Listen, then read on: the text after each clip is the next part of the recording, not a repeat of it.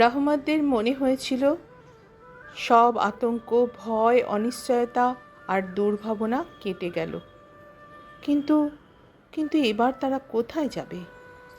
একদিন মুক্তিযুদ্ধ থামে, জন্ম নেয় নতুন স্বাধীন সার্বভৌম বাংলাদেশ।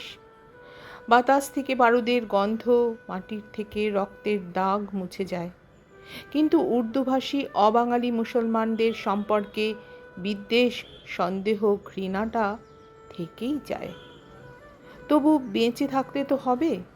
রহমত জোড়া তাড়া দিয়ে আবার দোকান খোলে, কিন্তু আগের মতো বেচাকেনা নেই, কামাই ভীষণ কমে যায়।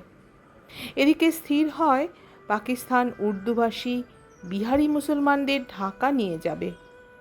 2-4 জনকে নিয়েও যায়, কিন্তু কয়েক লাখ মানুষ বাংলাদেশে পড়ে থাকে প্রচণ্ড অনিশ্চয়তার মধ্যে। দিনের পর দিন কেটে যায়, বছরের পর বছর। পাকিস্তান থেকে রহমতদের নেবার জন্য প্লেন বা জাহাজ কোনোটাই আসে না। এদিকে ফরিদ বড় হচ্ছিল, ক্রমশ স্কুল পেরিয়ে সে কলেজে যায়। কিন্তু বিয়ে পরীক্ষায় বসার আগেই রহমত আলীর 10 দিনের জ্বরে মারা গেল। এরপর পড়ার খরচ জোগাবে কে? ফরিদ কলেজ ছেড়ে দেয়, শুধু পয়সার অভাবের জন্য নয়, তীব্র হতাশায় তখন সে ভুগছে। কষ্ট করে বিয়ের ডিগ্রিটা জোগাড় করতে পারলেও তার চাকরি হবে না। বাংলাদেশে তার ভবিষ্যৎ কি? বাংলাদেশ স্বাধীন হওয়ার পর দেখতে দেখতে 17 বছর কেটে যায়। ইন্ডিয়ার পার্টিশনের সময় যে বিহারি মুসলমানেরা তখনকার পূর্ব পাকিস্তানে চলে এসেছিল, তাদের বেশিরভাগই এখনও স্বপ্ন দেখে লাহোর, করাচি বা ইসলামাবাদ থেকে কোনো একদিন প্লেন এসে তাদের তুলে নিয়ে যাবে। কিন্তু কিছু মানুষ আছে, তাদের বিশ্বাসের রীতিমতো চির ধরে গেছে। তারা আর করাচিতে বা লাহোরে ফেরার প্লেনের ভরসা করে না। রাত্রিরে মিরপুরের উর্দুভাষীদের এলাকায় বসে গোপনে পরামর্শ করে, ইন্ডিয়াতে পূর্বপুরুষের ভিটে ফিরে গেলে কেমন হয়। তারা খবর পেয়েছে পাকিস্তান হওয়ার সঙ্গে সঙ্গে সেই 47-এ যে উর্দুভাষীরা করাচিতে চলে গিয়েছিল, সেখানকার আদি বাসিন্দারা তাদের আদৌ পছন্দ করে না। উড়ে এসে জুড়ে বসা মুহাজিরদের সম্পর্কে তাদের প্রচণ্ড বিরূপতা। দাঙ্গা এবং খুন সেখানে লেগেই আছে। রুটির ভাগ আর কে অন্যকে দিতে চায়? বেশ কিছুদিন পরামর্শের পর তারা মনস্থির করে ফেলে, শুধু লাহোর বা করাচি থেকে বিহারের সেই গ্রামগুলি যেখানে পুরুষ পরম্পরায় তাদের বাপ দাদারা বাস করেছে, অনেক বেশি পরিচিতি এবং কাছের। কিন্তু মুখের কথা খসালেই তো আর সেখানে যাওয়া যায় না। এক স্বাধীন দেশ থেকে আরেক স্বাধীন দেশে যাওয়া অত সহজ ব্যাপার নয়। কিন্তু আইন কানুন যাই থাক, দুনিয়ায় টাউটেরাও থাকে। রাতের অন্ধকারে তারা মিরপুর হানা দিতে শুরু করে। তারাই জানিয়ে দিল প্রথম কোথায় গিয়ে উঠতে হবে। এমন একটা ফাঁকা জায়গার খোঁজ টাউটেরা দিয়েছিল যার আশেপাশে কোনো বসতি নেই। তাছাড়া একসঙ্গে অনেকের যাওয়াও বিপজ্জনক। লোকের চোখে পড়ে গেলে হইচই হবে। তাদের পরামর্শ হলো ছোট ছোট দলে 8-10 জন করে যাওয়া অনেক নিরাপদ। কিছুদিন পর যাওয়া বিলকুল বন্ধ। তারপর প্রতিক্রিয়া দেখে ফের অন্যদের যাওয়ার ব্যবস্থা করা হবে। ছকমাফিক প্রথম দলটা আসে 15 দিন আগে। তাদের সঙ্গে শওকত এসেছিল। সে চটপটে, চৌকস, ঠান্ডা মাথার মানুষ। তারপর থেকে প্রায় রোজই 2-3টি করে ফ্যামিলি আসছে। আজ এসেছে ফরিদরা। রাশেদাদের আজ আসার কথা ছিল না। তার ফুফু আনোয়ারার খুবই শ্বাসকষ্ট চলছিল। ঠিক হয়েছিল সে কিছুটা সুস্থ হলে পরে কোনো একটা দলের সঙ্গে ওরা আসবে। তবু যে আসতে হলো, তার কারণ রাশেদার সঙ্গে ফরিদের শাদির কথাবার্তা এবং দিনমোহর অনেক দিন আগে থেকেই পাকা হয়ে আছে। শাদি যে হয়নি তার কারণ ফরিদের অনিশ্চিত ভবিষ্যৎ। স্থায়ী রোজগারের ব্যবস্থা না হওয়া পর্যন্ত বিয়ের কথা ভাবতে পারে না ফরিদ। রাশেদা চায়নি তাদের ঢাকায় ফেলে আগেই ফরিদরা চলে যায়। কেঁদে কেটে এবং জেদ করে এমন কাণ্ড করে সে, শেষ পর্যন্ত তার আব্বা এবং আম্মাকে বাক্স বিছানা গুছিয়ে নিয়ে বেরিয়ে পড়তে হয়। আগে থেকেই ঠিক করা আছে কামতাপুর স্টেশনে রোজ অপেক্ষা করবে শওকত। সীমান্তর ওপারে থেকে যারা আসবে তাদের জায়গা মতো নিয়ে যাবে। আজও সে ফরিদদের নিয়ে চলেছে। মুখ বুজে চুপচাপ সবাই হাঁটছিল। হঠাৎ রাশিদার আব্বা রমজান ডেকে বলল, শওকত ভাই। মুখ না ফিরিয়েই সাড়া দিয়ে শওকত বলল, হ্যাঁ। আমরা যেখানে যাচ্ছি সেখানকার হালচাল কেমন? এখনো গোলমাল হয়নি। তবে কি, আমরা যে এসেছি সেটা মনে হয় ওদিকের লোকেরা জেনে গেছে। খানিকটা পেছনে মাথায় বাক্স আর কাঁধের ব্যাগ সামলে আনোয়ারাকে ধীরে ধীরে নিয়ে আসছিল ফরিদ। এখন শরীরের সব ভার তার উপর ছেড়ে দিয়েছে আনোয়ারা। শওকতের কথাগুলো কানে আসতে চমকে ওঠে ফরিদ। রমজান জবাব দেওয়ার আগেই সে বলে, শুনেছিলাম জায়গাটা ফাঁকা মাঠ, ওখানে লোকজন থাকে না। শওকত বলল, বিলকুল ঠিক। তাহলে? ফরিদের প্রশ্নটার মধ্যে যে ইঙ্গিত ছিল তা বুঝতে অসুবিধা হয় না শওকতের।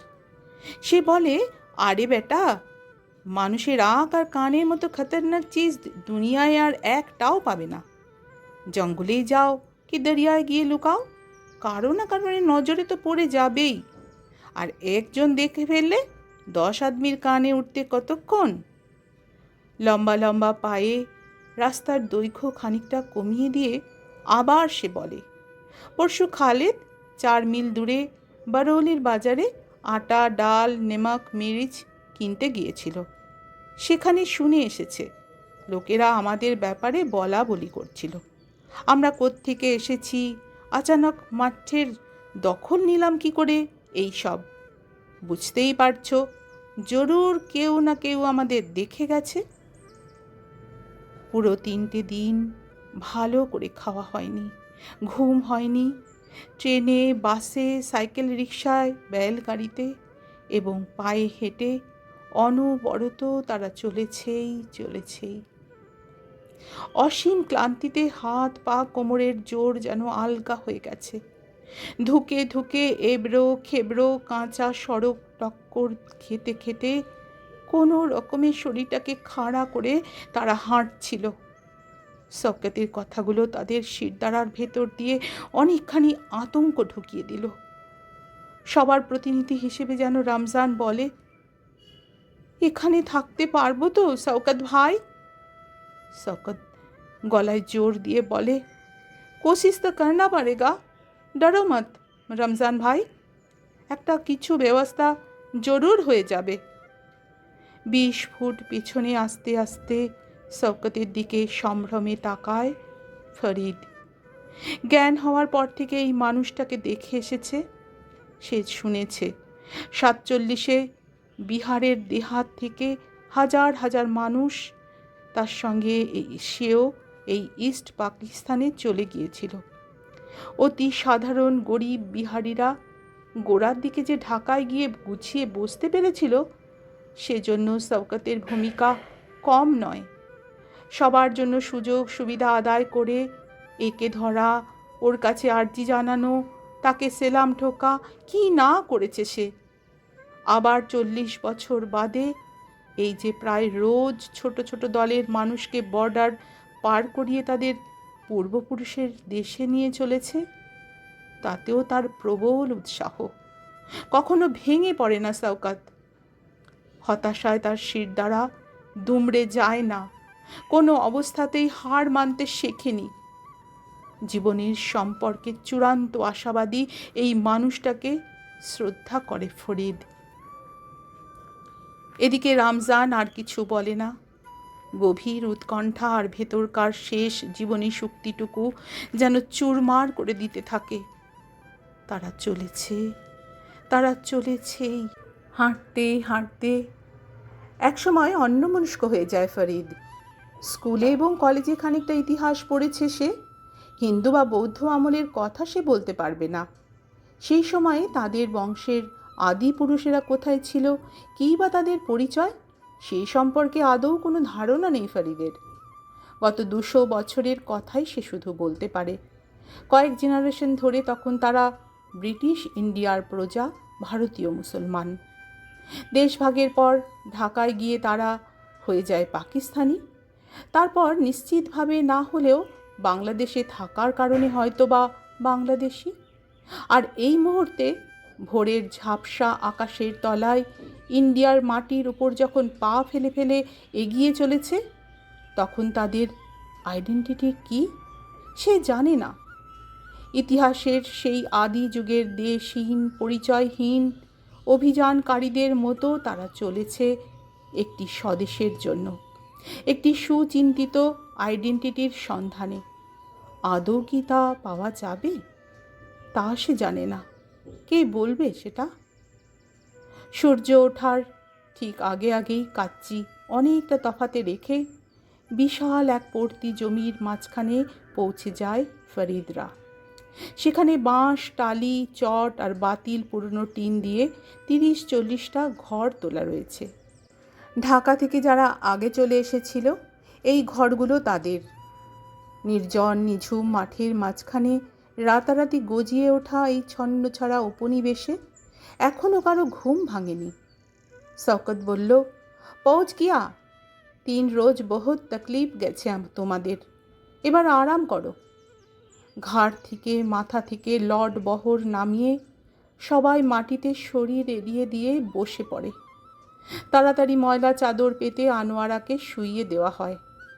এতটা আশার ধকলে তার বুকে এখনও একসঙ্গে 10টা হাঁপড় ওঠানামা করছে। ফরিদ একধারে বসে অসীম আগ্রহে চারিদিক লক্ষ্য করছে। শওকত সঠিক খবরই দিয়েছে। এখান থেকে যত দূর চোখ যায় কোথাও মানুষজন বা দেহাতের চিহ্ন মাত্র নেই। আকাশ যেখানে পিঠ বেঁকিয়ে দিগন্তে নেমেছে, একদিকের কাকুরে ভাঙা তত দূর ছড়ানো, আরেকটা দিকে অনেকটা জায়গা জুড়ে মজা বিল, শ্যাওলা এবং লম্বা লম্বা ডাঁটিওলা জলজ ঘাস সেটা বোঝাই। বিলের ধারে ঘেঁষে প্রচুর ঝোপঝাড় আর বিরাট বিরাট সীমার এবং কড়াইয়া গাছ। গাছগুলোর মাথায় অগুন্তি বক ডানা মুড়ে চুপচাপ বসে আছে। এরপর কি হলো শওকতদের, জানতে হলে আগামীকালের পর্ব শুনতে হবে। আজ আমার গল্প এই পর্যন্তই।